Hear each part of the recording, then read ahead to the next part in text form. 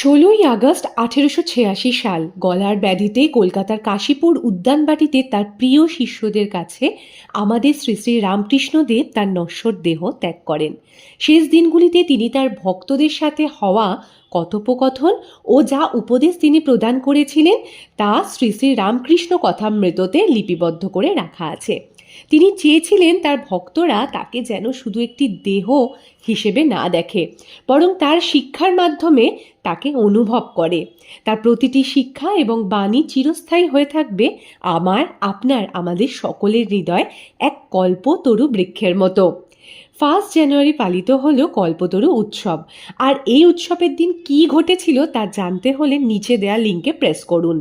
আর এই উৎসবকে ঘিরেই আমাদের শ্রী শ্রী ঠাকুরের কিছু মহান বাণী তুলে ধরছি আজকে আপনাদের কাছে এই ভিডিওর মাধ্যমে।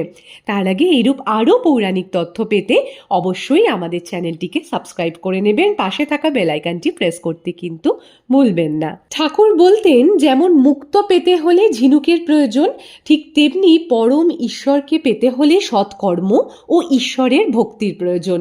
দ্বিতীয়ত ঠাকুর বলতেন, দেখবে বৃষ্টির জল কোনোদিনই উঁচু জায়গায় দাঁড়ায় না, নিচু জায়গায় চলে আসে। ঠিক একইভাবে আত্ম অভিমানে চূর থাকা মানুষের মনে কখনোই শান্তি বিরাজ করে না। যদি কেউ মনের মধ্যে অহংকারের কালো মেঘ পুষে রাখে, স্বয়ং ঈশ্বরও আলোর পথ তাকে দেখাতে পারবে না। তৃতীয়ত ঠাকুর বলতেন, কি আশ্চর্য, এই মানুষ বাইরে থেকে সবাই প্রায় একই রকম দেখতে, কিন্তু ভেতরে ভেতরে কত তফাৎ। ঠিক ফুলকো পুরীর মতো, কারণ তা একই রকম দেখতে হলেও কারো ভেতরে কলাইয়ের ডালের পুর, আবার কারো ভেতরে ক্ষীরের পুর।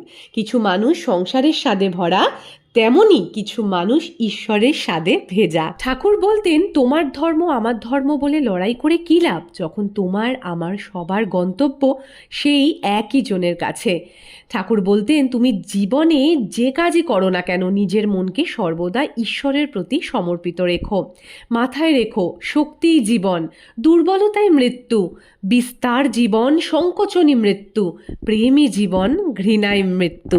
ঊনবিংশ শতকের বাঙালির আধ্যাত্মিকতার মহান গুরু ছিলেন শ্রীরামকৃষ্ণদেব। সকলকে নতুন পথ দেখিয়েছিলেন এবং অনেক মানুষ তার অমৃতবাণী অনুসরণ করে নিজের জীবনও বদলে দিয়েছেন।